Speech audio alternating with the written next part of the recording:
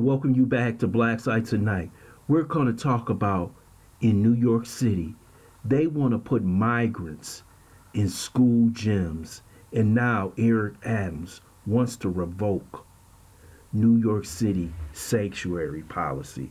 First, I would like for you to subscribe to this channel, hit that like button, hit that notification button, but also comment on this video. We're going to look at a quick video from New York City on the migrant crisis right now. So let's take a quick look. The mayor says the city is eyeing 20 public school gyms as possible sites to house asylum seekers. The city hasn't revealed all of the locations, but the first 6 appear to be in Brooklyn. And parents there wasted no time pushing back against the plan. News 4's Jackie Beckford breaks down where the housing crisis stands tonight. She's live at Port Authority where more migrants arrive tonight. Jackie. That's right, David. 2 busfuls of migrants from Laredo, Texas arrived here around 9:30 tonight. Mostly families, women, and children. You can see the bus behind me here, a city bus. That is going to take some of these migrants to a Bronx temporary shelter for families. But we're told there were some single adults on those buses. And those adults could very well, quite possibly, end up at one of those Brooklyn schools. 2 new busloads of migrants tonight setting foot in New York. A warm welcome for the youngest asylum seekers. Our organization reunites families. The nearly 100 migrants among the more than 65,000 Mayor Adams says have flocked to the city in recent months. We understand that the majority of the individuals that are coming here are not coming to leech off of the system. But while these young migrants may dream of a better life in America, I don't feel it's safe. Parents at city schools fear the influx of migrants may put their kids at risk. We don't know if they're sex offenders. We don't know if they're murderers. Jessica Tedesco and other parents furious about the city's plan to temporarily house adult migrants in 20 standalone school gyms, separate from main buildings, like this one at PS 17 in Brooklyn. None of our people will be outside. Parents listened into a virtual meeting by school principal Robert Marchi. They shared this letter Marchi sent yesterday, blasting the city, saying, quote, "I am extremely angry over the administrative arrogance and total disregard and disrespect shown to the PS 17 community." But parents who just found out about the shelter plan accused the principal, seen here, getting in his car after the meeting, of dodging their questions. The principal, I feel like he could have given us a little more respect and courtesy to come out and speak to us, to the parents. But many school and local leaders say they really don't have much information, saying they've been blindsided by the mayor. None of us are comfortable with having to take these drastic steps, but I could not have been more clear for the last few years, for the last few months of what we are facing. Over 65,000 migrant asylum seekers have reached our city. Earlier, parents also rallied outside PS 172. Some before the break of dawn. But Brooklyn's borough president says upset parents are misinformed and being led by fear. These are I think, parents that are basing most of their opinions on fear.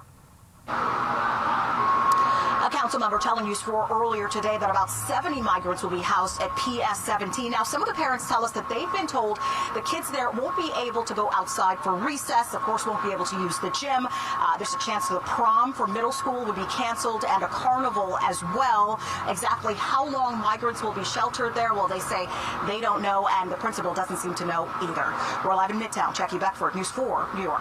All right, Jackie, and we also have this just in tonight. The town supervisor in Riverhead out Long Island has declared a state of emergency after she says she got reports that the city plans to send asylum seekers to hotels and motels in her community. Supervisor Yvette Aguiar says the town cannot withstand further demand on its public services. She also said the health and safety of her constituents is her top priority. Now, we've reached out to Mayor Adams' office to see if the city does plan to send migrants to Riverhead.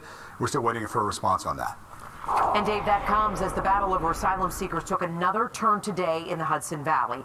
No more migrants will be bused from the city to Orange County, not for the foreseeable future. A judge blocked Mayor Adams from sending more asylum seekers to hotels in Newburgh.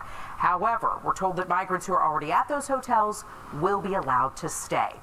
Orange County officials say that Adams is breaking the law by turning those hotels into long-term homeless shelters. They also say the mayor blindsided them, an allegation that he strongly denies. Now, there won't be another hearing on this legal battle until June 21st. You have to understand this. This is all part of an open borders policy by the Democrats and Joe Biden.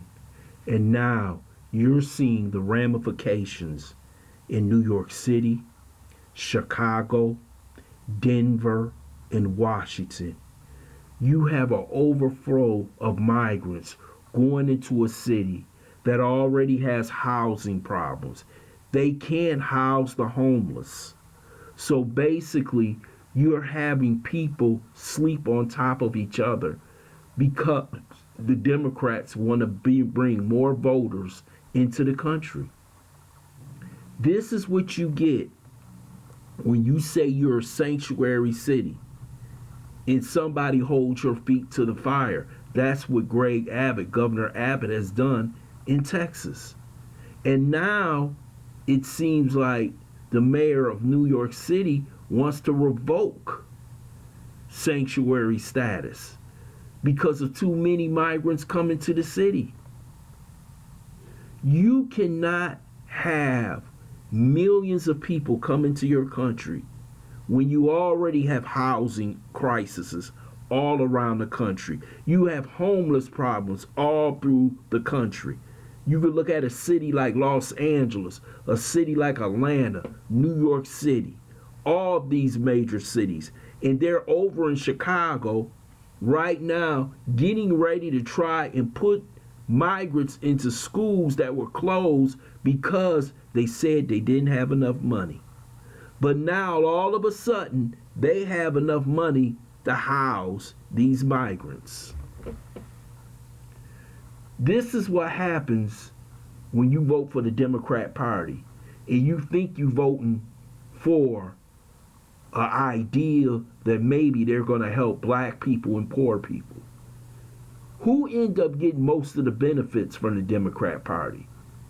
It's not you, it's the migrants, LGBTQI, and everybody else. But when you ask for something, there's no money. So how are these cities going to sustain themselves with millions of new citizens who don't pay taxes? Where's the money coming from? Governor Hochul is talking about putting them in college dorms, CUNY and SUNY dorms. So you're going to put them on college campuses where you don't even know what their backgrounds are? Like the lady said, there's nothing on them. They haven't been vetted.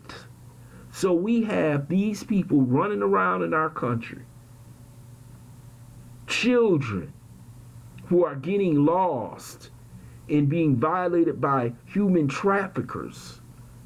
In a great article by the New York Times, that they're losing 80% of the children. They don't know where they're going.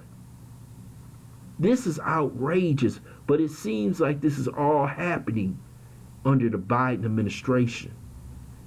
And it's slowly but surely destroying this country. I want to thank you for listening to Black Side. I hope you subscribe to this channel. Smash that like button, but also share this video.